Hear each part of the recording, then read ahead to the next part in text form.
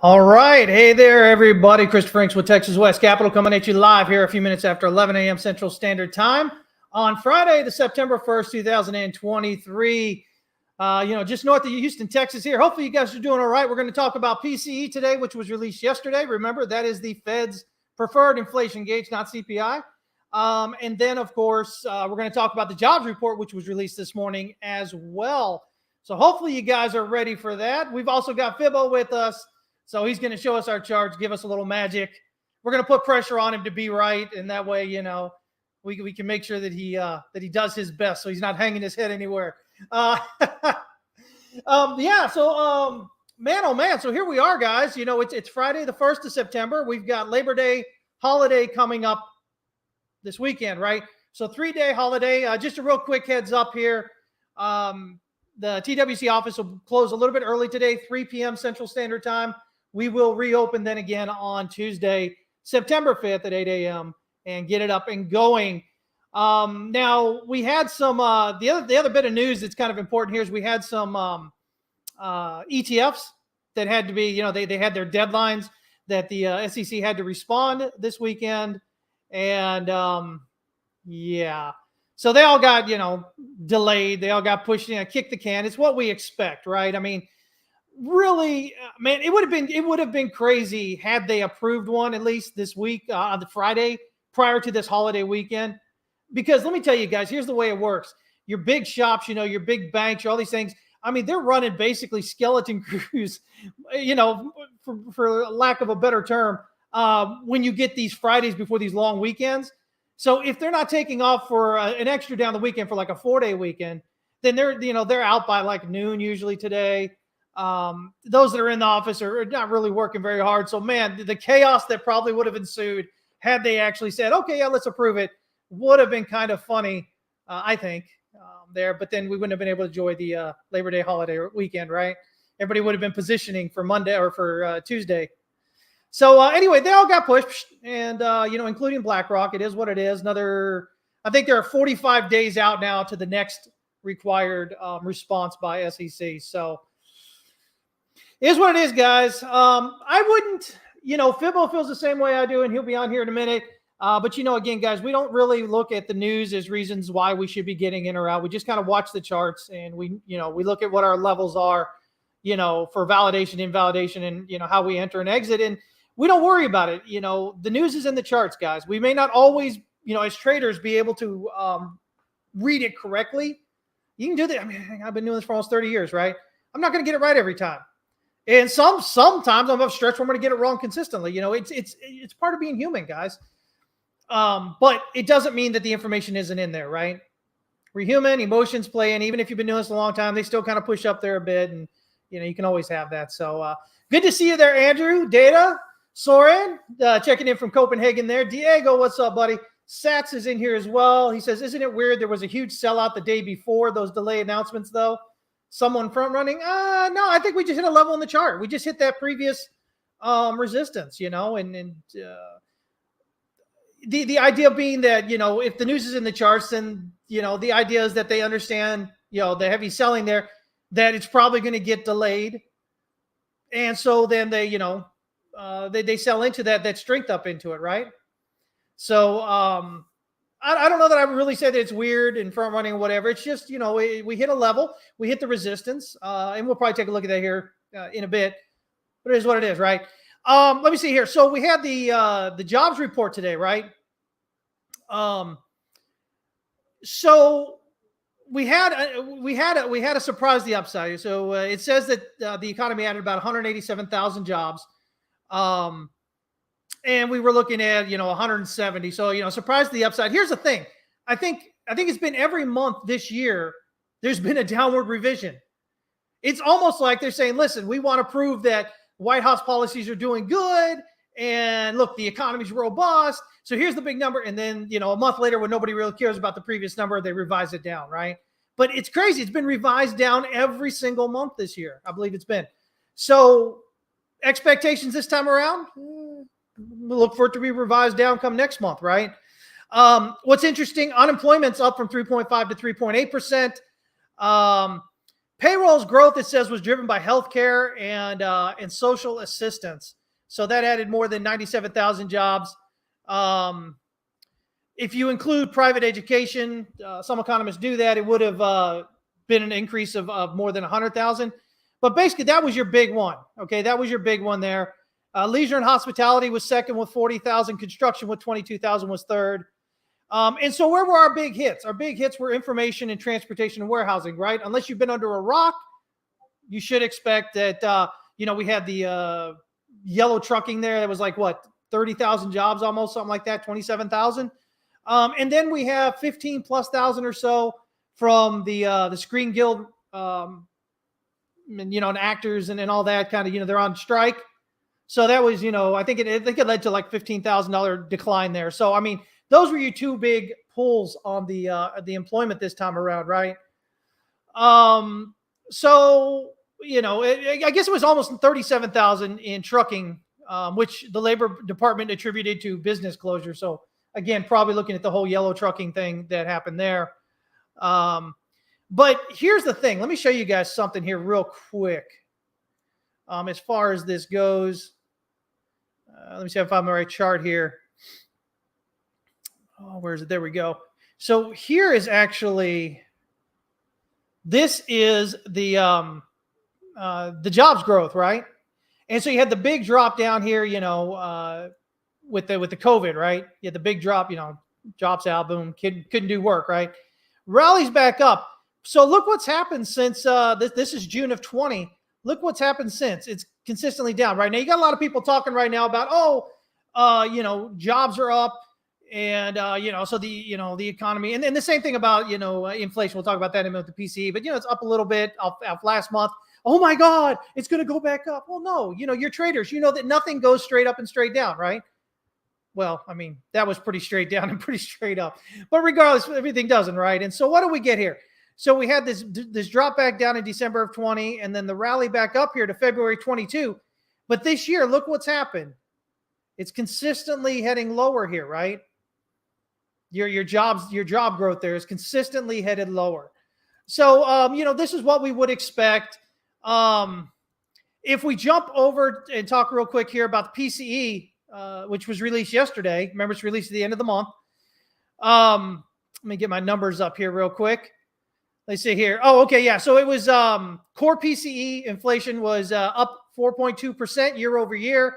It was expected to be 4.2%, right? That's okay. So it was doing what we expected.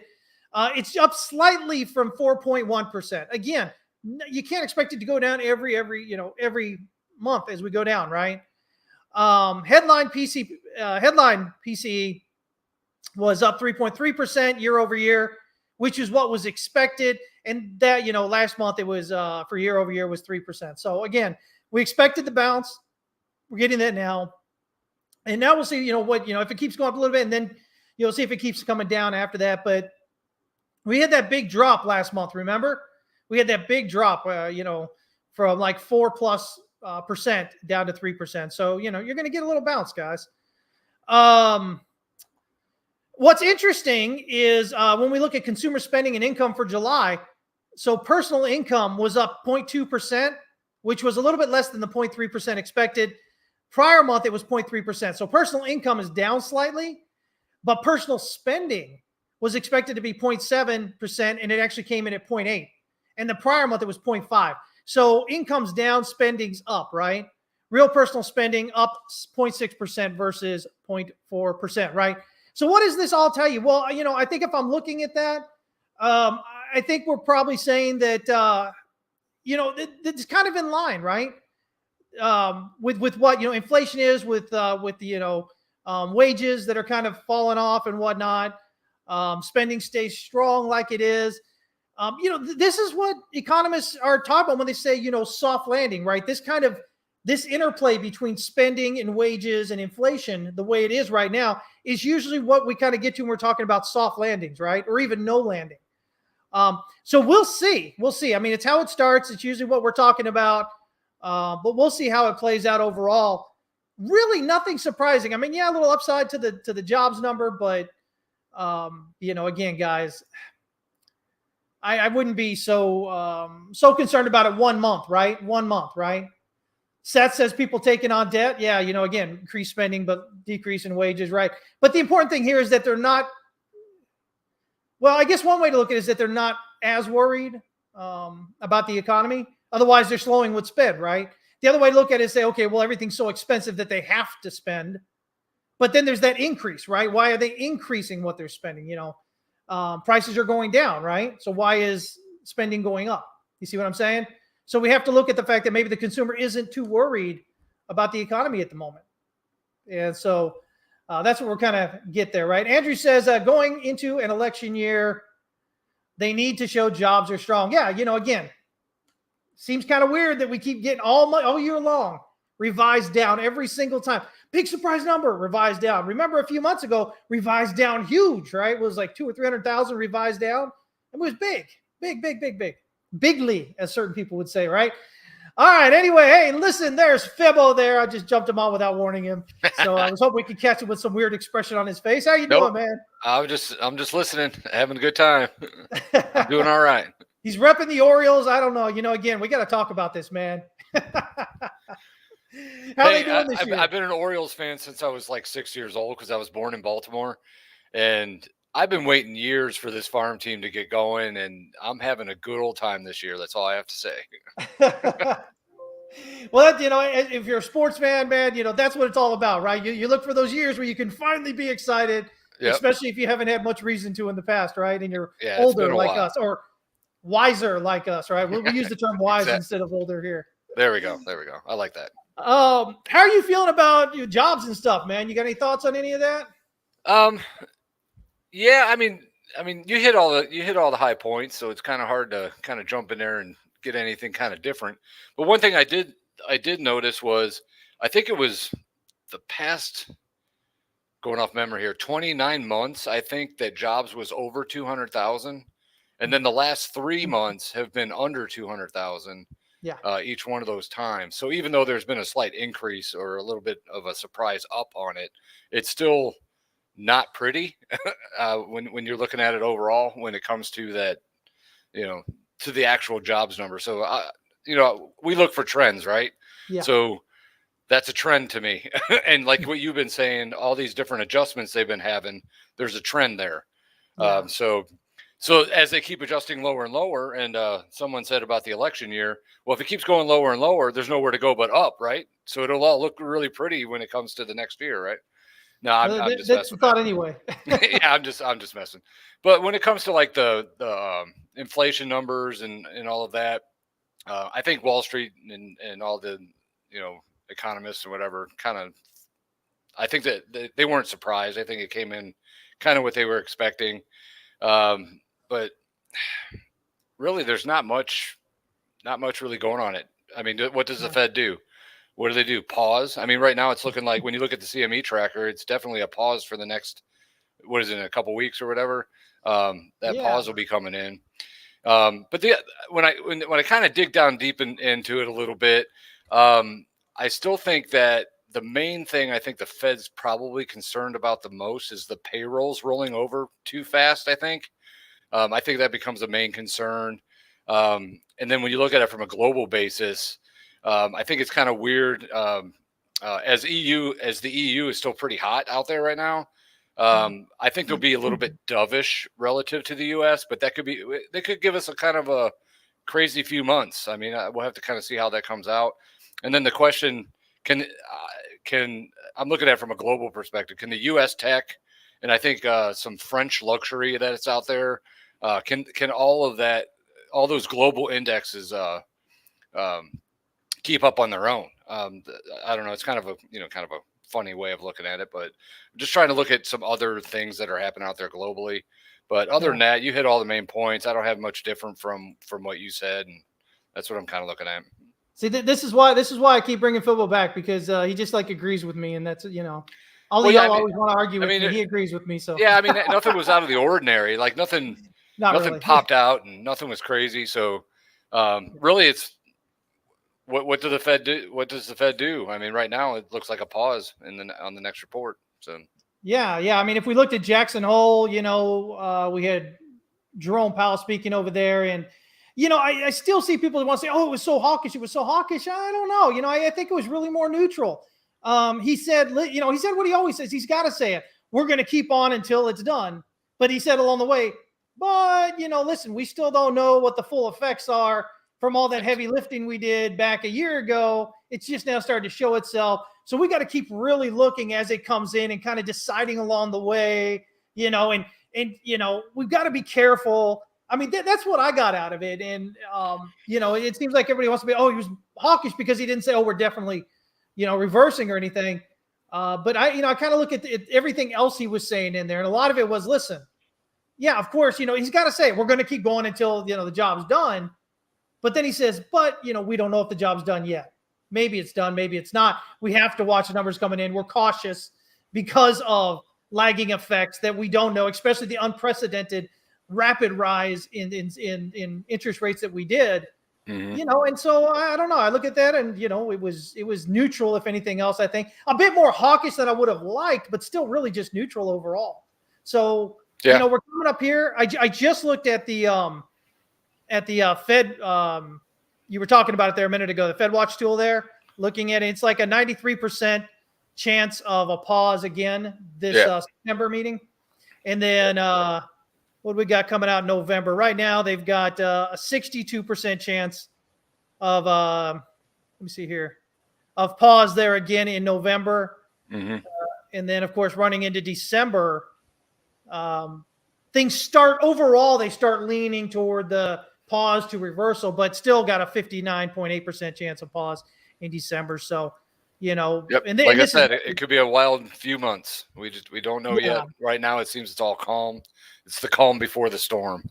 Yeah, right before we get the holiday season coming up here, right? Yeah, exactly. Andrew says, if you can look at Bitcoin and how it's typically a bad month for September in the past. Yeah, I mean, and Fibble and I think kind of see this the same way. I think we had 2 positive Septembers in the life of Bitcoin, basically. But there's other things at play there. It's not just the month itself. Where does the month fall in relation to the market structure, right? Is it at the end of a year-long decline? Is it at a point where we normally look for a pullback? I mean, all these things kind of matter. It's not just simply, September's a bad month. I don't know. What do you think there, Fibble? I'm in the same boat. I mean, I look at Bitcoin like it's a pretty young market when you really think about it. Yeah. And when you're only taking what is it, 14 years? So you got 14 Septembers. Yeah. I mean, yeah, it is what it is. But I mean, if you look at the S&P, for as long as that's been going on, if it had only 2 months out of the months that happened, then that might be a different story. But I don't think the sample size is large enough to really put money down on something like that. I mean, it's all. I mean, I mentioned to you a little bit ago. Is like it's almost like the roulette wheel. Like 5 blacks come up, right, and all of a sudden, well, the next one's got to be red, right, because we've got all these blacks. That's the kind of mindset that you can kind of get stuck in when you look at those and say, well, if only 2 out of them, then I'm going to sell short and I'm just going to go crazy because September should be shitty. That's going to be the year that it wipes your ass, and you're going to go, damn, I wish I wouldn't have done that. So I mean, I take those as a grain of salt and I use them as maybe a something that I can use as a tool against what I have going on. And if it's completely different, then maybe it comes into play. But I don't think there's enough there to really get too ugly at the moment. Now, can we have a down September? Sure. I mean, we can, and we'll watch our numbers and our pivots and see if we break some levels and those kind of things. Because if we hold here, then maybe September's like a doji month, and it really doesn't go up or down, and it just kind of stays where it's been. Boring for the last month. We'll have another boring month. With all these new Bart Simpsons that we've been seeing on the chart. So, but we'll see. We'll see what happens. I'm just not a big fan of it because the sample size is too small for my blood. Yeah. No, I mean, ultimately, guys, remember, Fibble and I both generally, we don't tend to pay a whole lot of attention to anything else. The charts are really where it's at. Again, as I said earlier, the information is already in the charts. It's do we read it correctly at the time? So, and no matter how long you've been doing this, you're going to get it wrong at times. It is what it is, guys. It's just part of it, right? Sure. So, but anyway, yeah. So, real quick, guys, before we jump into the charts here, hey, listen, TWC is going to be moving to a new home. This is going to be really exciting. We're actually going to bring. We've had so much trouble trying to keep, the courses and the memberships and all these things together. They've just been really poorly. It's hard to just kind of connect them all because they've been all different platforms. So I've actually got it all under one platform, and you'll be able to enter on there. We do have a price change at our entry level, our community level. That's normally been $49.99 a month. That's what we call the BMA. But that's going to be $10 now. So we're making it really easy for people to get involved with us. We're going to start adding in things that you don't get anywhere else. So we're going to have interviews with professional traders and market and trading psychologists and people like that sort. At least once a month. I'm going to try and get that to every other week. But that'll be included in there. You're not going to see those interviews anywhere else, guys. You're going to see it right with us. Again, I'm going to be bringing in new analysts. That's something else we're working on this year to provide, analysis and detailed reports and stuff like that. Again, only accessible to our members. We're going to bring in hopefully one or two people to do some journalistic stuff for us, right? Write some keep up with the news for us and post that, there again for our members. So we've got a lot of new things coming out here. It's really exciting, guys. It'll be on Mighty Networks. That'll be the platform that we're using. If you guys are have some of our course stuff and you notice that we've had a few people tell us recently that they haven't been getting the updates, the platform that we're using has not fixed it yet. So that was also part of the driver of getting us to do this. But once we get all this moved over there, we'll get the courses over there probably in the next week or two, and everything will be back. You'll get all those ones that maybe you haven't seen yet. That'll be all in there, as well as all the proofs, and it'll all be fine then working there. So yeah, exciting times, guys. Anyway, so you'll be able to do that. We'll offer more of a consume what you want, a la carte kind of thing. Do you just want these certain charts? Do you want all this and some education? What kind of education do you want? You want Wyckoff? You want Elliott wave? You want price action? All these things we teach, we're going to make it easy for you guys to kind of get in and pick and choose. Do you want threshold theory? Do you want signals? All that, you'll be able to get it in pretty much any way that you want to consume it. So really working hard for you guys here to kind of make everything just as personalized as possible for you guys. So really exciting times, guys. So you can be looking at it. If you want to, you can go ahead and download the Mighty Network apps, Mighty Networks app, and you can look up Texas West Capital on there, and it'll bring up. Eventually, it'll all be under TexasWestCapital.com, and all our other HowToTradeToWin.com, TexasWest.capital will all be pointing to it. One more thing, guys. If you're entering, if you're trying to join the service through Apple, through iOS, because it has an iOS and an Android app as well as the web. If you're trying to join in through iOS, it's going to be 15%. There's going to be a 15% extra charge on that because that's what Apple charges us. So, but you don't have to join through iOS. Just go to your browser. You can type it in. I think right now you can get to us at TexasWestCapital.mn.co. So .mn for MightyNetwork.co. And that'll get you there on the web. And you join in there, and that'll be that $10 a month for that base level. And like I said, this weekend, we'll have all the other plans available, and you'll be able to purchase them or jump in however you want to put it together yourself. So really, really exciting times here. Just want to let you guys know about that. Fibo, jump on in there, man, with your charts here. What do you got, buddy? All right. Hopefully I'm not too lagged. Can you hear me and everything? Well, we can hear you fine. It looks like your image is a little lagged, your face, but we can hear you perfectly well. Well, nobody needs to see me really. They can see the charts. What do you want to start out with, Bitcoin? Let's go start with Bitcoin. Yeah. All right. Starting at the lower time frame on the hourly, hit the bear zone a little while ago, and we've been in it for a little bit here.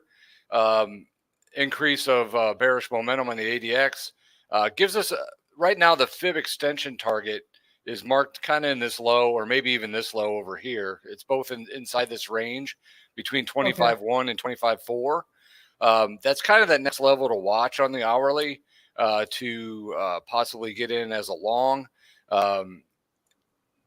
It could go a lot further than that. Let me see if I can move this up a little bit. It might lag a little, but let me see. I thought I had the 200% in there that it could actually go to also. And for some reason, the chart is not moving. Let's see here. I think it's right around 23 or so on that. So really on the hourly, I don't trade this, but I'm definitely going to watch it for some changes.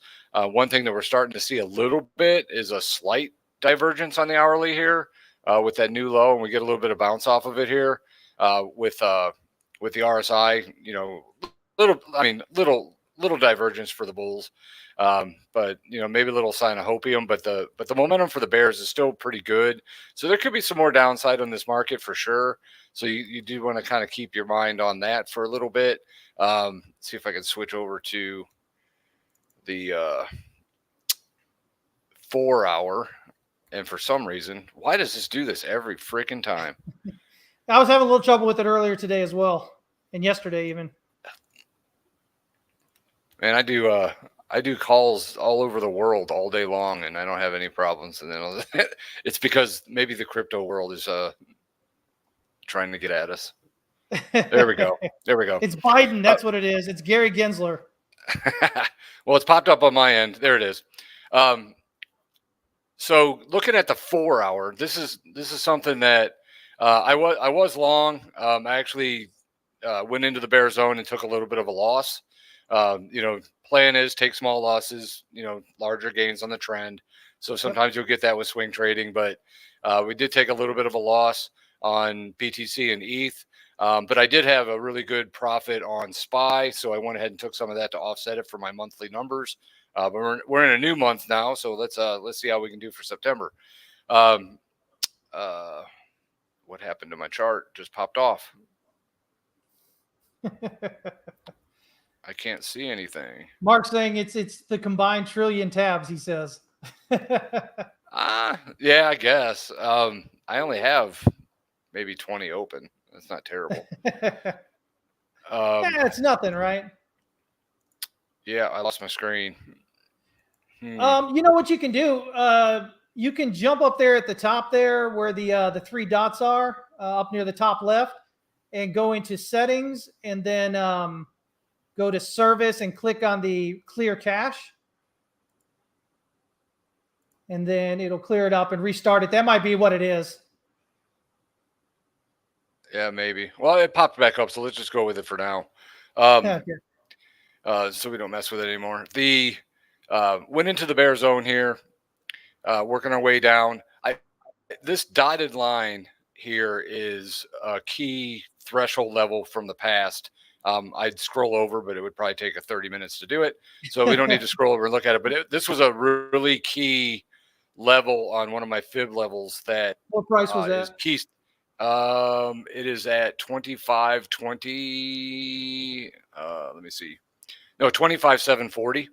Okay. And that level right there has been really good support.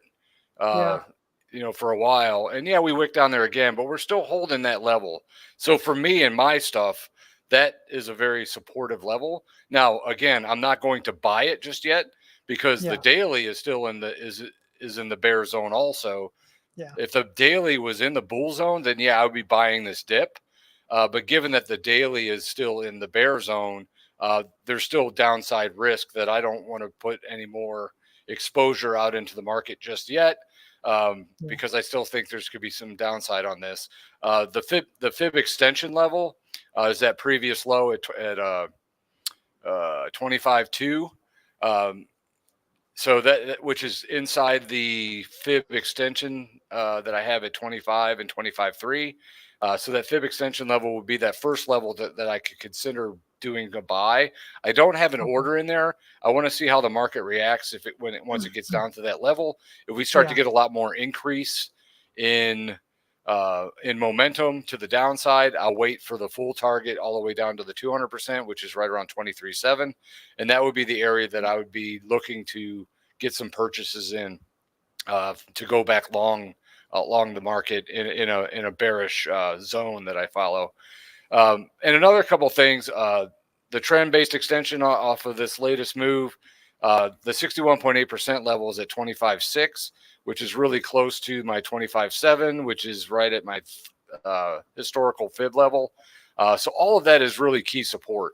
So if this ends up breaking down, that's going to be the main concern when we go into some of these higher time frames and figuring out where we're going to be. Let me see if I can get the daily going. Here we go. On the daily, we have, like I was saying, it was in the bear zone. Even though we rallied up, it didn't get back into the bull zone, which I wish it would have, because then we would have got a lot more buying interest. But instead, we sold back off. And then we got the same target right around here at 24.7, which is in the zone for that. That would be that first level that I would watch. But really, it's the 200% on the daily that I would want to add positions to if it really starts to break down. So right now, even though that September could be a red month, right now everything's kind of pointing with some continued risk to the downside.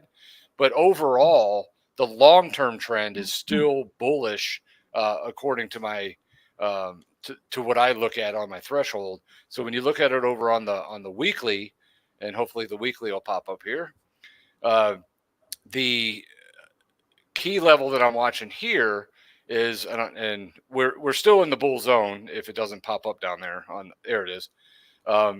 We're still in the bull zone, so that's going to be an area for me to really watch. I don't go short the market unless the weekly's in a bear zone. So even though the 4 hours bearish and the daily's bearish, those I'm playing to find dips to buy while in the bear zone, as long as this bull zone stays intact. If this goes into a bear zone, then I think we could come down pretty good. I don't think we would get much more than under 20K. I think we'd be around 20, 21K, and I think we could kind of hover around there. And that's based on this breakout right here. We had a move up and then a retest, and that would be that full retracement level. But right now, the 61.8% level is at 24,760 based on my threshold, which goes in really good with the 24/7 on the daily and some of those 23Ks on the 4 hour. So if they do drop back, that 24,750 area should be the floor for the weekly. So that's my key level. So when you look at this orange trend line that I have on here, that kind of intersection that we have over the next couple of weeks, that's going to let us know if it's going to hold or not. And that's going to be the spot to watch. If it breaks that trend line, most likely we're going to go into the bear zone. And then a lot of my stuff will start flipping over to going short and looking a little bit more to the downside trades. But right now we're at all these key support levels. So I don't really want to do much except reduce exposure for my own risk management. And that's what I've kind of done. The only positions I have on right now is a small position in Bitcoin and Ethereum on the daily to where I'm dollar cost averaging into the support. And then if it breaks, then I'll just take the loss and then we move on and rebuild our stuff. But I like what we're seeing here on a basis of support, because we still are in this uptrend and this trend line still holding to where these upside targets are still there later on into the year. So that's what I'm kind of looking at there. Just real quick, going over to one thing I was looking at here was the timing of when we had the low to the halving. It was 18 bars here. This is a monthly, 18 bars, 17 bars, and 17 bars. Yep. And then when you look at the monthly here, I got the 17 bars right here, that the low to the halving right at this point. But and then what I'm doing, I'm just looking at the fib levels on this one, and the 38.2% level at 25,596 was a key level that I was looking at on this monthly close. It did close above it, but again, it could still be relatively bearish going into this next month.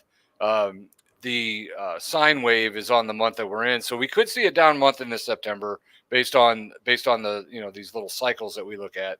But the thing is, if it breaks and go to the 61.8% level, it's only 21.7. And when you look at the weekly, that's going to be that key level to watch there. and probably hold the bull zone. And maybe unless it goes down there and not wick back up, if it goes down there and it hovers down there, then we're going to most likely go into an overall bearish market overall long term. But I like where we're sitting at the moment. Again, it's risky. It's all about risk appetite, risk management. I've reduced exposure, but that's just the way I play things because I'm a little bit more conservative when it comes to this kind of scenario. So I'm not going to go out and just buy a whole bunch right here at support and just hope that it happens. So I just got to kind of watch the numbers there. And then now there's nothing to see there really. I've went over that before. But that's really all I was just kind of looking at was to see how that held at the 38.2% level on the monthly close. Is it a little bit of hopium? Maybe it will bring some buying interest into the market, maybe not. We'll have to kind of see there. But that's where I'm at on Bitcoin at the moment. I'd like to see what your pivot levels are on some of the time frames if you can show it. Yeah, okay. Let me pull up my chart here. And I'm going to clear my cache while you're doing that. All right. Let me go pull this up here. There we go. All right. First thing again, something I've been talking about a bit here is the Gaussian channel here. And so every time it turns red, after the bear low there, as you get into it, it turns green again. And that green, we never see a new low. So even in this flash kind of move down here in March of 2020, we had that BitMEX driven decline there, where it was selling off. The machine was selling off basically.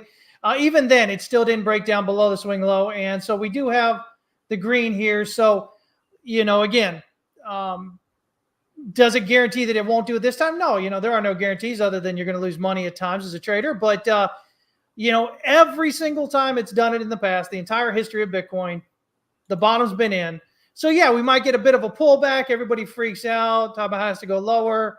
But the Gaussian channel here suggests that we would, continue to head higher. What's also noticeable is any time that it's been right around that point where it changes. So back here in 2012, again over here in 2016, you've just basically got a touch of the top of the channel area and then gone up. And, and that's basically what we're doing here. We're kind of dipped right into it. We're in that top half of it. So I don't know, does it have something else to do with it? Maybe. This one here where we dipped really far back there in 2020, the 2019 really pulled away from the channel. The rest of these just been kind of right on the channel, right? So that's kind of where we're at here. So does it add something to it? Maybe. Weekly, we've got a bit of bullish or hidden bullish divergence showing up so far. We're hanging around the weekly pivot. So those are the big things I'm watching at the moment here. We talked about the possibility, I've talked about this before, that maybe, this is some sort of leading diagonal here, and it's 1, 2, 3, 4, 5. It looks all right on the monthly here, but, if we really kind of start zooming in, right, and you're getting in here, all of a sudden, as far as a diagonal goes, it doesn't look very good. Diagonals usually have a strong finish at the end, so they have almost like a blow off kind of thing going on, right? And then they rapidly pull back and break down. In this case, we just kind of rallied up and just right above the previous resistance, went sideways for weeks and weeks and weeks, here, tipped out just a bit higher. And then we kind of took our time moving down and finally got a biggish drop, right here around August 15th, 17th, around there. But again, most of the time it looks like this line right here. Let me kind of change the color on that. We'll say this purple line here. It looks like this. You get a 5 as a big breakout and then boom, big move down, right? And we just didn't get that. So I'm not really feeling the leading diagonal here. I'm not saying it can't be, but, diagonals are, they're not the, they are the, what do you call it? The exception, not the rule. So, you usually wait for them to prove that they are that. Locally here, again, you had this nice move up. If we're breaking down, I've got kind of that same line going on here as well that you had there. It's kind of moved a little bit here, but, coming off these first 2 points down here. But dropping down, I've actually got 3 targets here. 24,269, 23,850 and a half or so, and 23,281. The daily pivot, S1 pivot, is right there at 24,040, which puts it right around, kind of between that first and second target there. But you'll notice those first and second targets will keep us above that line that you pointed out there. So I like that. Yeah, that was the bottom of my fib extension level. So that matches up pretty well. Okay, yeah. No, I was just saying there was some confluence there that I like. No, that's why I wanted to like see that. some of your levels, because I don't know if they matched up or not, but that one matched up pretty nice. Let me go over here. Let me pull up. So, my count that I'm working at right now is the idea that we've got this 1, 2, 1, 2, and then we've got potentially a 1, 2, and we're heading up, right? The secondary count I have is this is 1, 2, 1, and then this is a flat here for 2. So if we were to break down below, this swing low that we've got over here, right, locally, then I would be looking at this as a flat with one of those targets, one of those target areas. And so it gives you, ABC down, ABC up, and then it would be basically a 1, 2, 3, 4, and 5 coming down. Would that be an expanded flat or no?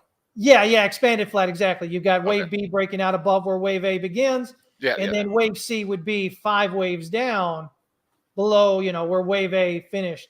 And so, again, I'm not overly concerned if it does come down a bit. To me, this is all noise right now. Again, and I think you kind of look at this same way. The reality is we are in a bull market. We've been in since the November low. It's been almost a year now. We rallied up almost 100%. We've only pulled back locally here at all this support and resistance. Can it do something different and really break down and really go far? Sure. You talked about that. I've talked about it. Sure, it can. But until that happens, you default to what's going on, right? You default to what's going on. And the fact is we are higher highs and lows. Even till now, we're still higher highs and higher lows, right? We haven't broken down below the swing low here. And people are talking about how it's not bullish yet. I mean, again, you guys need to understand. It's been bullish. It's emotional. Do what? It's been bullish. Yeah, it's been bullish. Yeah. It's emotional to say otherwise. I mean, when you got market structure telling you here, higher highs and lows off that swing low for almost a year now, when you got the fact that we've broken out through the bearish market structure here, we've rallied 100% over that almost a year, I guess up here, July would be what, 7 months time, 8 months time, because this was November. I mean, guys, there's not a whole lot I can do, right? I can tell you till I'm blue in the face that this is bullish market structure, that we're in a bull market here. And you guys are going to keep arguing that we have to break out above the all-time high to be a bull market. It's just silliness. So stop thinking in terms of bulls and bears and just look at structure. We had our last lower high over here. Again, this was that 25,000 area I'd been talking about since the lows, right? We broke out above that. That means the bearish market structure off the all-time high is done. That's all done there, and we're in a bullish market structure off that. Yeah, I think what kind of threw people off was this last move to the downside had a full retracement back to that wave B, and that kind of scared people because it actually retraced back a little bit further than the last couple of times. Yeah, but structure is still there, and that's what you got to kind of go with, even though it retraced back to that previous wave. I mean, that happens all the time. Now, if it starts to break down, then we'll adjust accordingly. But until then, it's still a bullish market long term. Yeah, exactly. You kind of decide how you're going to play it based on the market itself, right? I tell new traders all the time, stop trying to trade against whatever the trend happens to be, whatever time frame you're on, right? Overall, this trend here this is the daily, this is an uptrend, right? Again, you still have your last higher low over here, and we're still above it. So it's still bullish, which means you shouldn't be, shorting. Because you're going to get caught. I mean, this is the reality. Traders don't want to hear this, but the reality is it's a lot more difficult to trade against the trend. And if you don't understand what the trend is or how to get it, it's going to make your life really difficult. Again, on the daily, high, low, higher high, higher low, higher high, higher low. Even here is a higher high still, and we remain above the higher low. So, from a pragmatic standpoint, to increase the likelihood you're going to be correct, according to the daily time frame, you shouldn't be shorting that on this large time frame, right? But here's the thing, again, worst case scenario right now, an immediate drop through this 24,750 kind of area basically just goes, okay, well, now we've got a 1, 2, 1, and then a flat, expanded flat there is a 2. And so, again, this is why I tell people, learn Elliott wave. I mean, learn it, really learn it. Don't do the nonsense stuff where you pick up a few things from some free stuff online. You go, oh, look, I know what I'm doing. And you really don't, right? Memorize the rules, memorize the, other thing. I can't even think, man, my brain's gone. The rules and guidelines, memorize them so that you understand them, so you can spit them out like it's nothing, right? And when you do that, it gives you an understanding of human nature, especially in markets. And all of a sudden, you don't become so fearful. You're not like everybody else online that's freaking out every time price moves, because that's what's going to cause you to lose money. So, I mean, that's generally what I'm looking at. If we break down, we've got that. But locally, though, here's the thing. Locally, if we were to rally up here and break out above this swing high right here at on this Bitcoin USD chart on Coinbase, that is 27,576 and 99 cents. So if we're to break out above that instead of breaking down, then I'd be looking up here more toward the up toward this daily pivot, up toward that 29.6, 30,000 area on that. And if we're doing that, that would suggest that this is probably a wave one up off the swing low. So whether you're looking at Coinbase and a lot of the others which have the initial drop and then they have a higher low coming off, or if you're looking at, let me see here, here's Bitstamp. Or if you're looking at Bitstamp, which had a low and then a lower low and a rally up, right? If you're getting up there instead of breaking down lower and you're rallying back up toward that 29, 30,000 area, that's going to suggest you've got a wave one up. You're going to get a pullback on a 2. You're going to up and, your low is in. So, I think that's what people have to kind of really pay attention to. We're pretty close to the swing low, whether you're looking here at Bitstamp or whether you're looking at Coinbase here, right? Which one's, yeah, here we go. Or whether you're looking at Coinbase, right? We're pretty close to the lows. So, that kind of keeps it in jeopardy. Basically, the way I'm looking at it is prepare for downside. As long as it remains below the hourly pivot, which is right around, I don't even know what that is there, right around 26,100 or so. As long as we're below that, prepare for further downside. But if you can get an impulsive breakout above that, then I would look for a rally up toward this daily pivot right here at that 27,133 here on the Coinbase chart. And if you can get an impulsive breakout above that, then I'd be looking up here at 30,000 and just higher. I mean, that's where, that to me, that's as easy as that. I'm not interested in all the other little movements going on there. If we get the impulsive breakout right above us, then we're looking at a daily pivot, impulsive breakout above that to carry us above this swing high means, 29, 30,000. If instead, until we actually get that though, prepare for further downside. And we got targets there, right? So, I mean, it really, I think that's the way you kind of look at it with all this sideways and all this back and forth and, stuff that you don't want to really deal with. I think that's just the best way to look at it. I can jump over here real quick to the DXY here. Some just some big picture look here. These are the weekly charts here. And this is just the DXY. And then this, of course, is the futures chart here. But basically, we've rallied up into the weekly pivot. For right now, we have, at this area around here that we've been going across since the beginning of the year, basically. We had a high, we had a low, we had a lower high, we had a lower low. Right now, we've got a lower high. We do have this pullback today. We had the drop when the numbers, unemployment, or the jobs report was released, and it's retraced back up. You can see that we are topped out just about an overbought here on Stochk RSI and whatnot. RSI itself just kind of continues to hover without actually breaking down into oversold yet. A lot of times when you have a lengthy kind of rally, and at the top of the rally, you get something like this with this large this large lower wick here, and then you get this doji kind of thing happening. A lot of time, that's an exhaustion attempt to break out higher, and it gets rejected and it comes down lower. Sometimes it'll break out higher. So right now, I'm just watching to see what happens here. Really, all I'm interested in is this sideways here.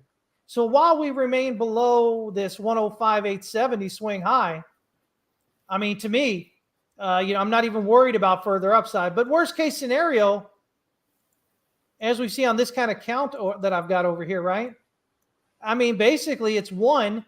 Maybe we get an A, we get a B, we get a C up here to 107.5 or so. ABC up there, even higher up there, and then we come back down. So right now, I'm just waiting for me personally on the DXY. I'm just watching the longer term here, and trying to see, okay, are we going to get that breakout higher? Are we going to continue getting caught in here and shoved down as we've been the entire year, right? Again, we've had lower highs and lower lows through this year, but also since, September of 22, so a year ago, it's been, high, low, lower high, lower low, lower high, lower low, lower high, it just continues down. So that's kind of where I'm looking at it. On the shorter term, got a lot of volume coming up on this push here on the last 4-hour candle. But we are, we continue to be well overbought here at Stoke RSI.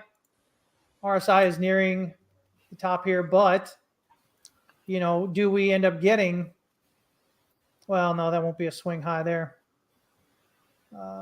This is kind of your swing high up here, right? So do we get a breakout above there and maybe give us a bearish divergence here? I don't know. We'll see. But this does look like 1, 2, 3, 4, 5 here. Which would suggest potentially, some further upside on that. Or, could be an A and a B and a C if we're zooming in here to the 1 hour, right? 1 hour again, topped out, overbought on RSI. Volume dropping off as we're kind of rallying up there. So we'll just want to see if we get rejected there. What are you kind of looking at there, man? Yeah, on the 4 hour, mine actually just clicked into the bull zone, but it's still a relatively short trade. Let me see if my screen will come up here. Here we go. I think you're seeing it. Yeah. I haven't updated the chart yet, but once this broke into the bull zone, which it just did, just about 50 minutes ago. Okay. The thing is the whole range is tight. So the buy right now is a target really only at 104.50 on that 200%. And then there's this 100% over here that's at 104.61. So really this move right now is only up to that point, which I think would still kind of keep everything in check of the lower highs. If it goes up to that point, I'm going to keep an eye on this, but it really has to break, because once it hits this 200%, I go back out, I go over to here and use this one, and then I use the fib extension targets. So if we break the 104.60 with momentum behind it, then we're looking at up at 106.08 to 106.85 range. But I mean, we're in this bull zone. Momentum's just starting to build, but it's still relatively low on the ADX. It's not going gangbusters or anything. So really the move is a buy right now, real short little buy into that 200%. But then when you look over at the daily, the daily's in the bull zone, and it's been in the bull zone for a while. Yeah. And we've been playing it on the way to the upside here. But the fib extension target right there is at 104.69, which comes in at that previous high over here, which is inside the zone from the previous threshold. So all of that together is that this move could still go up to that point, but that should be about it on this move. And we'll have to kind of keep an eye on that too. But if it ends up breaking here, then, you got like I said before, the 106.80 to 107, those kind of things. But until that breaks out, I'm not just going to buy it and just get all crazy thinking it's going to go straight up. I'd rather see it break out, get some settles above it, and then buy into the trend to continue instead of getting up to the point where it could be topping out and working its way there. But and it just popped away again. That's awesome. Well, real quick here, Aussie Bear is asking, go ahead. what would the USD do if the stock market crashes? I don't usually go into the. I'm weird when it comes to these kind of things.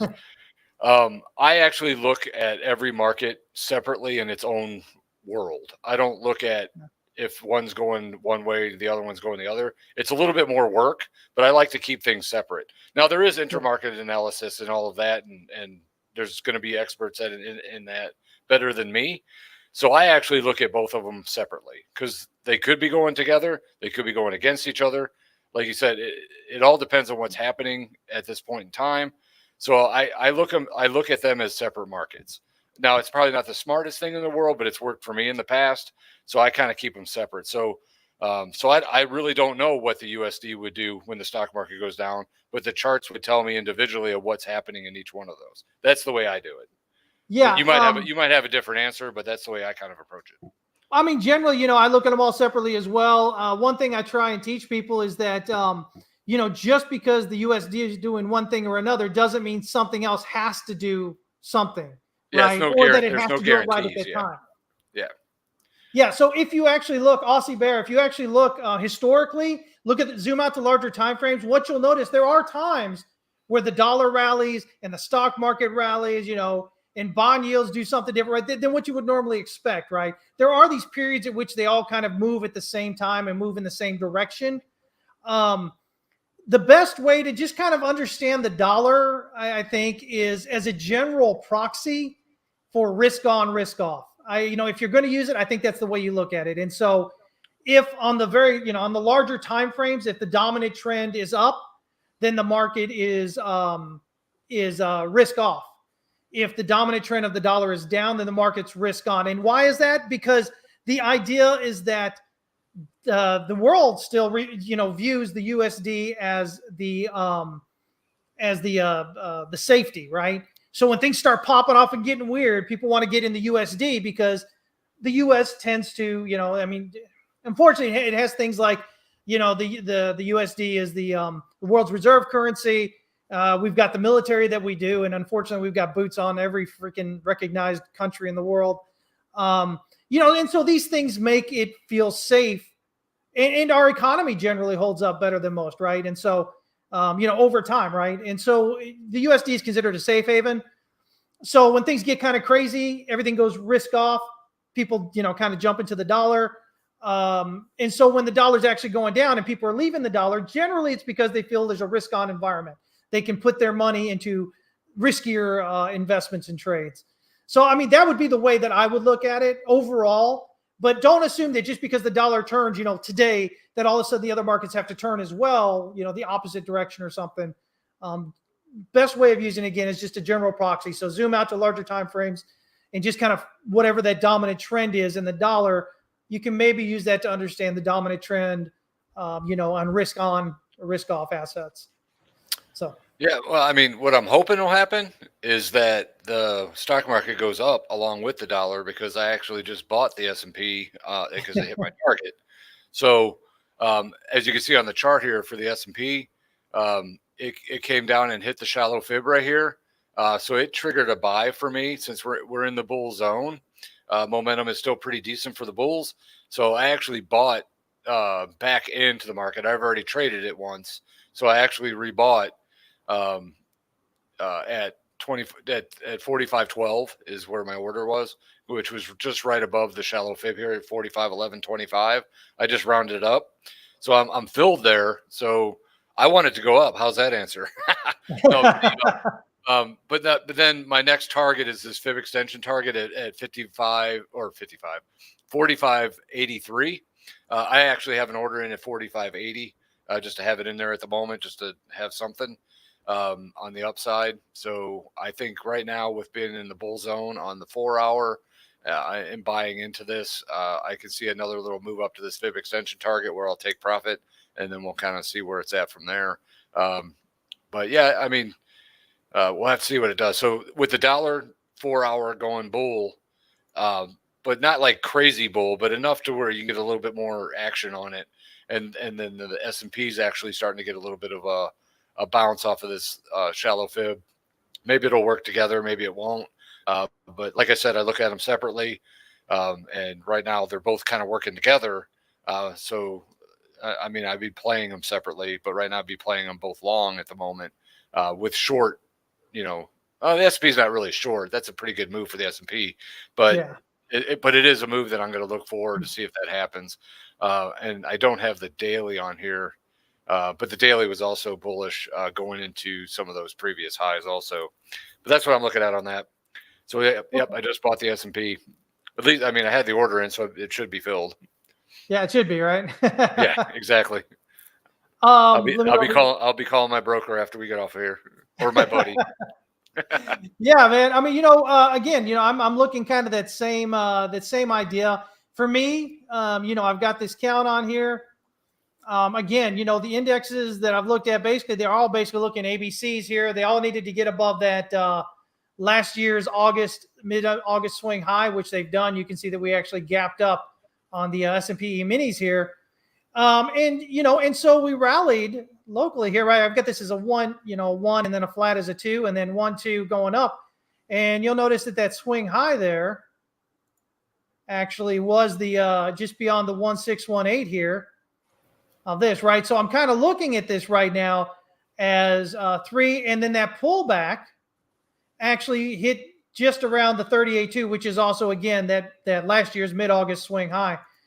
And so we've rallied up off that. Now, I looked at the possibility that maybe we could come on down a little bit further to 38.2 and even the 50, but it just continued rallying. We actually broke out here. We wicked out above wave X. I've got this as a WXY correction.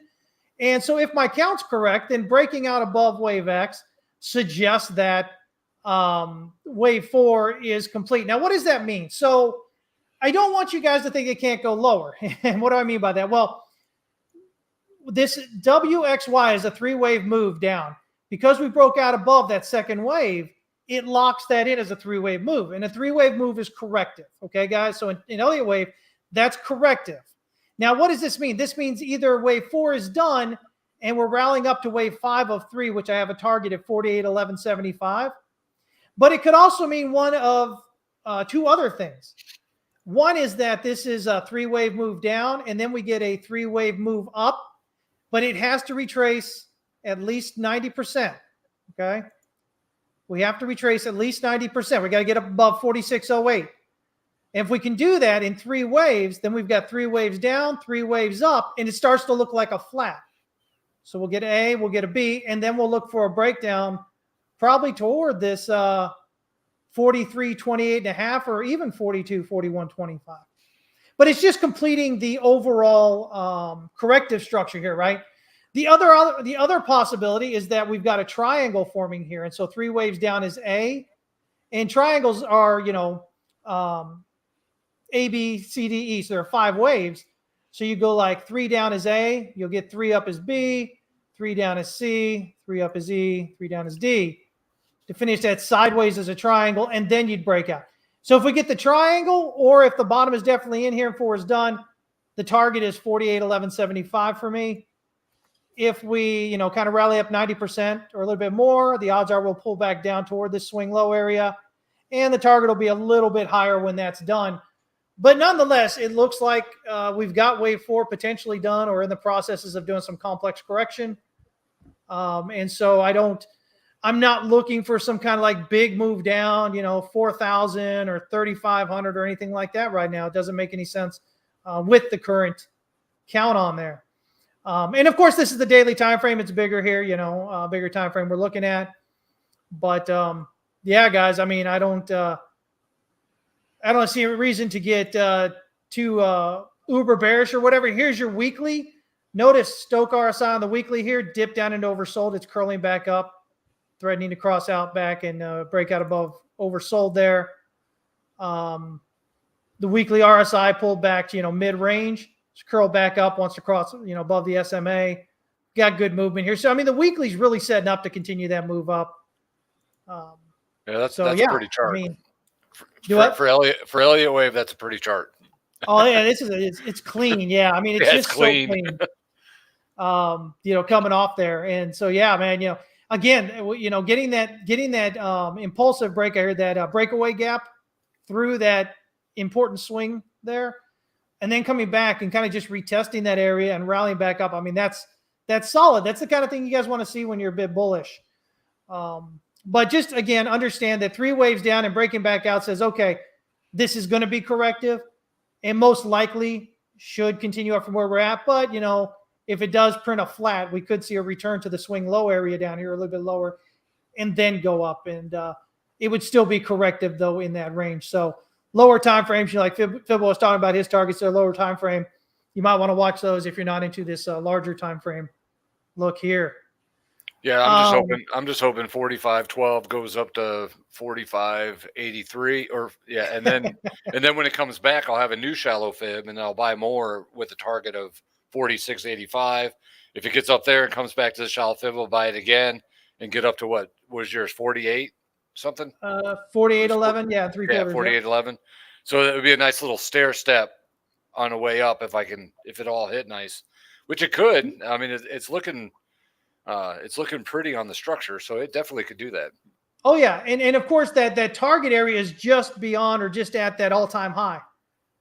So and if we just follow the general 1618, 38.2 pullback for wave 4, 61.8 extension for wave 5, I mean, that gets us up there at 5,065. Now, does that complete wave 5 or is that just wave 1 of wave 5? We'll find out, but right now, again, guys, like Fibbo says, like I say, whoops, didn't hit that there.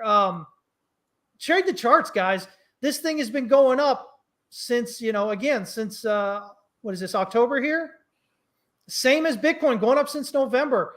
And most of everybody wanted to argue against it and gave all the reasons why it can't go up and why it shouldn't go up and why it needs to go down. And all it's done is continue to rally, right? So trade the charts as they show itself. But I think a lot of people are fearful of doing that because they, first of all, are not comfortable with losing money. And that's weird because as new traders, I'm sure many of y'all have lost a lot of money, right? But, you're scared to lose the money, which makes you not really pay attention because you start thinking worst case scenarios and whatnot, or unfortunately, really best case scenarios. And then on top of that, really just a lack of understanding and using proper risk management consistently. If you can do those two things, guys, I'm telling you, it's going to make a world of difference in your trading. I'm not here to blow smoke up your rear end. I've never been. I've always been, upfront and honest with you guys about it. Because believe it or not, as traders, most of what's going to determine your success is what's going on up here. Your mental struggle, what's going on inside your head. It's not the newest, latest, greatest thing that you think you have to learn to be great at trading, right? Fibbo shows you how he trades. It's different from the way I trade, right? And I trade multiple different ways, right? None of these things makes us successful. It's our ability, it's our mental aspect, our mindset, the way in which we understand ourselves in markets and people. That's what makes us successful as we trade. Okay, guys? The method or the technique we use, it's just a tool. It just helps us get there. But if our mental side isn't right, if our mindset is not correct, if we don't understand what's going on with us emotionally and what that means and how to recognize it and how to deal with it and whatnot, then none of this stuff that we show you guys that consistently works is going to consistently work. Okay? So make sure you guys are paying a lot of attention to what's going on in your head. That's another thing we're going to be doing at TWC, what I'm going to be doing, especially on the community level there, the $10 a month level, is really started helping you guys understand the mental side of the game, because that is by far the most important thing I can do for you. You do that, and then you figure out a trading system that works for you, or you create one that works for yourself, man, your life is going to be completely different as a trader. Until you get that mindset correct, though, you don't understand how important it is. You don't understand how it's holding you back, okay? What's going on, Deadly? I see you there. Real quick here, guys. I don't think Fibbo's got a Qs chart. But I just wanted to show you this real quick. Again, the same idea here as what we're looking at with with the S&P here, right? So again, the idea we've got 1, 2, 3, 4, 5, and then 1, 2, 3, 4, 5. So we get this ABC coming down, leading diagonal to begin it, right? And then here we've actually got a 1, 2, and then we come to 3. We got a 4. If we're breaking out above, for me, 384.88, that gives us a wave 5 of 3 target up here at 408.30. So, again, similar situation, what we've got going on here with the S&P. Same thing with the Qs here, looking for this rally up. And then we'll pull back, again, we'll pull back down here toward this high volume node, a little bit beyond it there. And then break out higher. But it's the same thing, the wave 3, right? As we get in here, 1, 2, 3 up here, right? All-time high area. Same thing here. 1, 2, 3 is going to get us right around this all-time high area on there. So just something for you guys to watch. I don't know if you play the Qs or whatever, but you can see here on the weekly, it has crossed bullishly down here and oversold after nearing bottom down oversold, threatening to cross out bullishly there.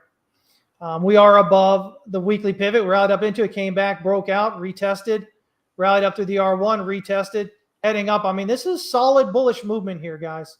It's what you want to see, okay? You don't happen to have a chart, do you? I mean, I just pulled it up. I haven't been trading it, but I haven't updated it either.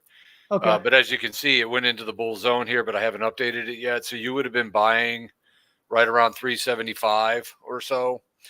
There has been a dip back down pretty close to that, but it's in a bullish move. The target for me on this would be 396. So if I was trading this, I'm trading the S&P instead. But if you are doing the Qs, then it is long. There was a long signal with a move to 396 on my 4-hour. That pulls it pretty close. That I had the 408, so 396, 408, just a few points off. So yeah. So that's where I'm at on that. I just haven't updated the chart yet. Yeah, I didn't give Fib. I didn't let him know we were going to talk about that. I just happened to pull it up because I wanted to show you guys that it was the same kind of basic look as we've got on the other index coming in there. Yep. So, well, that chart you got there, man. I got gold. Gold's a good one. Yeah, I mean, it's on the 4-hour here. I've been in the bull zone for a while. I did trade it once. I didn't get back in because I was out of town and I didn't want to mess with it. But the thing that's kind of ticking me off was this move to the upside here missed my target, which I wasn't in it anymore. But people that follow me or in my group probably are. They're probably all pissed off that it didn't hit.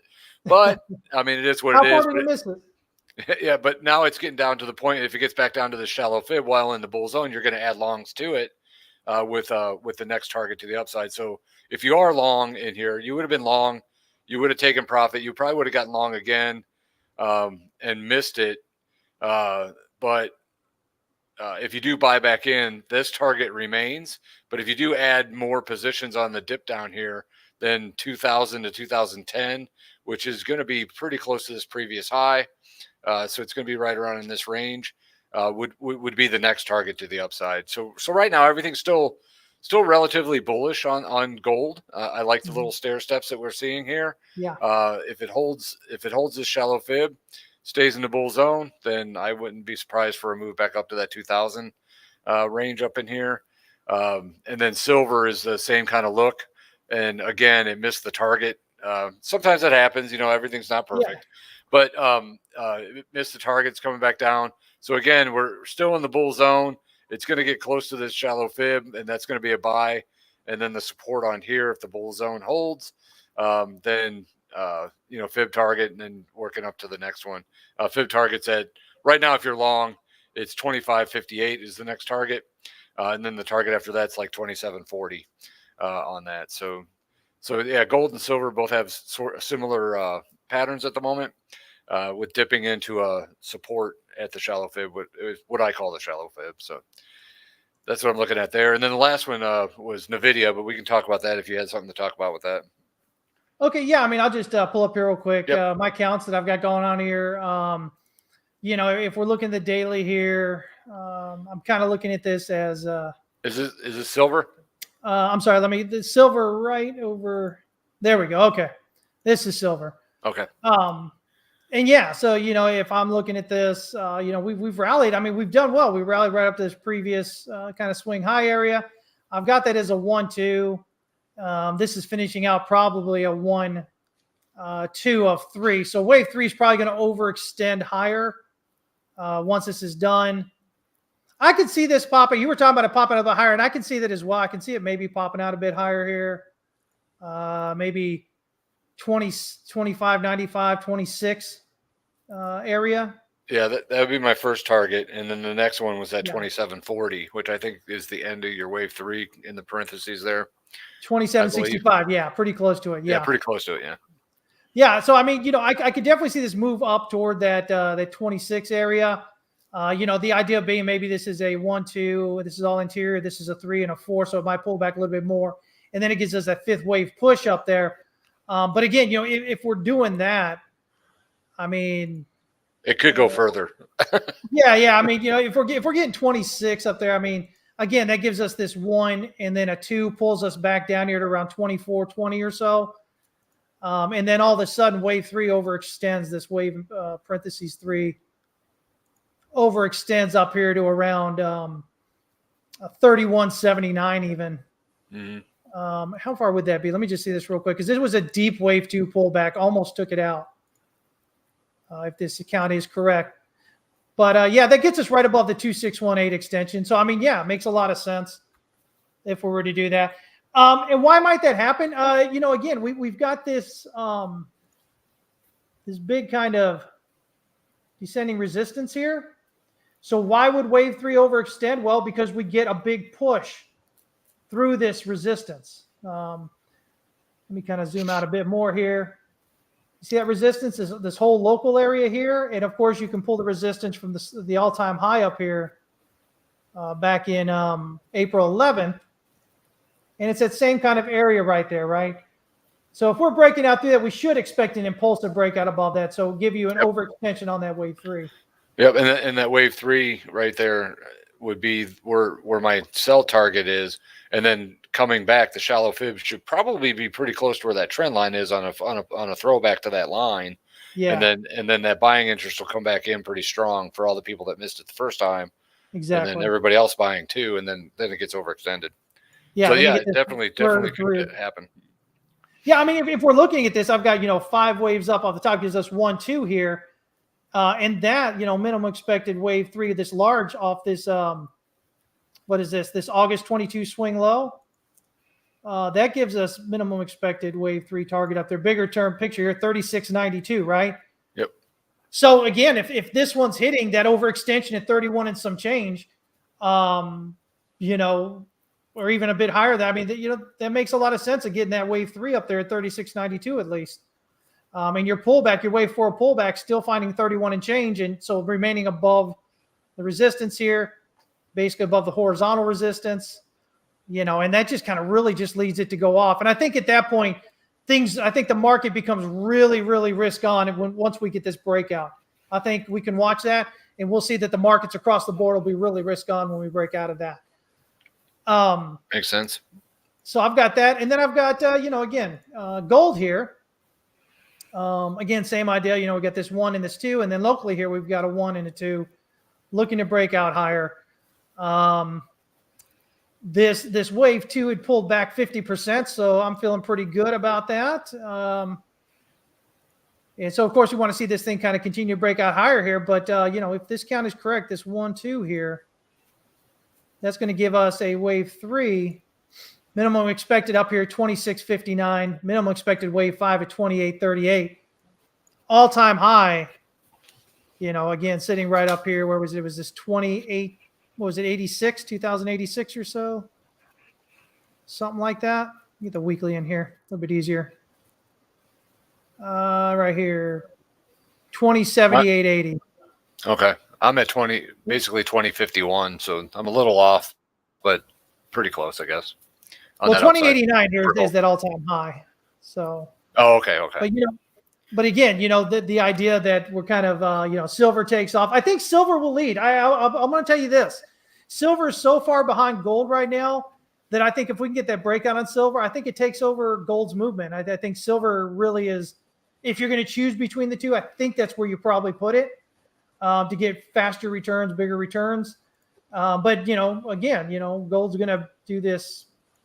Potentially, you got this, what people would say is a triple top. But realistically, historically, triple tops don't really work out, right? And triple bottoms, price just ends up pulling through, right? It's like that last tap at it before it pulls back and breaks through it. So, that's kind of what we're looking at here. Pull back, see if we can get the breakout, head up. But a lot of potential upside, as you can see here. Again, we've got bullish divergence here off that swing low, or hidden bullish divergence. Sorry about that. Right here on the weekly, and we're just getting started on that. Stoch RSI has broken out of overbought, crossed bullishly. I mean, I think on these longer term time frames, I think the markets are yelling higher on gold and silver. So, yeah. And finally, I guess throw up the Nvidia there, man. We got a little bit more time. You got Nvidia? Make you work. Yeah, let me pull it up. Yeah, no, I looked at it this morning because that was one of them I haven't looked at. But what I've noticed, we are in the bull zone and getting some momentum for the bulls. So we've been in this move to the upside. It hasn't been super strong, but it did make above previous highs. Right now, if you were following this, you would be long. It went long at 459 with that first target at 513 and change is that first target, and that's where you would sell it out and then rebuy the shallow fib. And then the next target above that would be about 605. And that comes from my thresholds back here, looking at the trend-based extensions off of this, off to the move to the upside. You do have a 528 in here. So basically. Whoops. Looks like we lost Fibo there. Oh, man. All right, well, let me go ahead. Let's see if we can get him back. It's technology, guys. But I think he was talking similar to what I'm looking here. Again, I've had we had the 500, then the 533 target. After hours, when we had that earnings release, we hit like 522 or something. And then, of course, regular hours, we haven't quite done that. We've just been right here above 502 or so. So, you've got this 1, 2, 3, 4, 5. You got 4 as a flat here, and then 1, 2, 3, 4, 5. The question is this 5 of 5 of 1 and done? And this is just one really deep 2 and then come down? Or do we break out higher? If we break out higher, all of a sudden, we're looking at this as 1, 2. So a leading diagonal is 1, 2 on the pullback. And then we're looking up toward 647 or so. So, it just depends on what goes on here. Do we break out higher? If we do, again, we're going to kind of look at this as just wave 1 of 5. And that gives us that, 647, almost $650 target up there. But if we instead, if this is it and we start falling down here, especially if we break down below the swing low here at 403.11, that says wave 1 here is done. And we're going to be pulling back down here. Probably toward the weekly R1 pivot at around 266. And that would be, we could do 50% around 305. This kind of area would be where I would really start looking to for a reason to go long on that. Looks like we've got Fibo back here. Maybe. Can you hear me? I can hear you, but I'm still okay. backstage, I think. It's still showing me backstage for some reason. I don't know what's going on. Oh, yeah, no, we've got you on here. We can see you. So how much of my chart did you see, and how long was I talking to myself before I realized that I wasn't online anymore? I think you were talking about the if it were to break out, and talking about a 500 plus target there. Yeah, that's the first target was between 513 and 528. Yeah. And then the next target. Oh gosh, guys, sorry about that. Looks like Fibo's out again with us here. Oh man. Well, I mean, it's 12:30 anyway, so I think we're probably going to be about done here. He made it most of the show, though, guys. Most of the show. Little technical issue on the end there, but we keep him on for a lot longer here than most people are on their shows, right? So again, I think for me, determines whether we're going to break down or we break out here. His 528 kind of area is close to my 533 target I was looking at. So yeah, I think that's kind of where we're at there, guys. So I guess that'll do it, right? How are you guys doing? You guys still out there?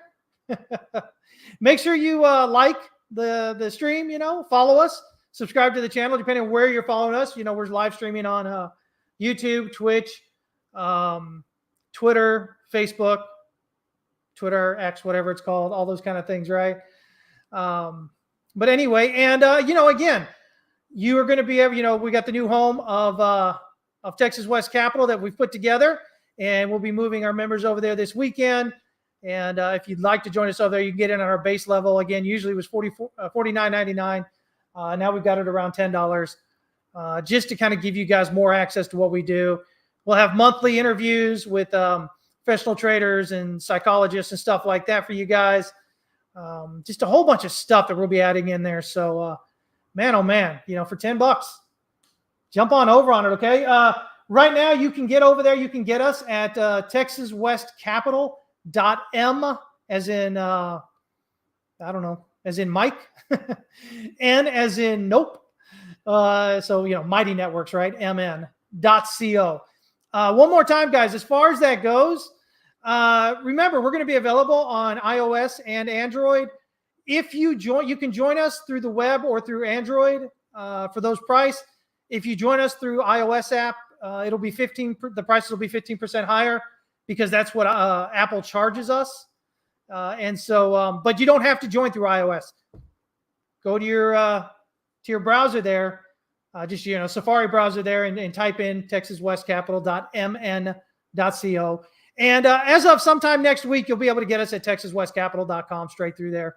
So don't actually join us through Apple iOS if you don't have to. Join us through the web, or if you've got Android, through that. And man, oh man, we're going to unleash so much stuff for you guys coming up here now that we've done this. So a lot of great stuff. It would be funny right now if I realized just now that both of us got disconnected. Well, I can see if I'm on here. I can see. If I get disconnected, I know, right? Anyway, guys, as always, remember, the only thing you control is how much you lose, right? So everything else aside, risk management is the absolute most important thing you're going to do day in and day out as a trader. Make sure you take it seriously. Make sure you learn. Make sure you never stop working with it, all right? I hope you guys have an amazing weekend. If you're in the U.S., be safe. Enjoy your Labor Day weekend. We've got a 3-day weekend. Remember, Texas West Capital office will close today at 3 p.m. Central Standard Time. We will open up again on Tuesday, the 5th of September at 8 a.m. Central Standard Time. If you're in the 30-day quick start to profitability trading bootcamp, guys, I've sent out multiple emails now. If you haven't got them, listen in now. We were supposed to start today, but when I set it all up, I failed to realize it was right before the long weekend. And instead of you guys losing out on a few extra days, I went ahead and just moved the start date up to next Tuesday. I'll send you guys out an email this weekend with all the information you need to know to get started on Tuesday. And enjoy the week extra of Tier 3 that you guys are getting with that. Okay.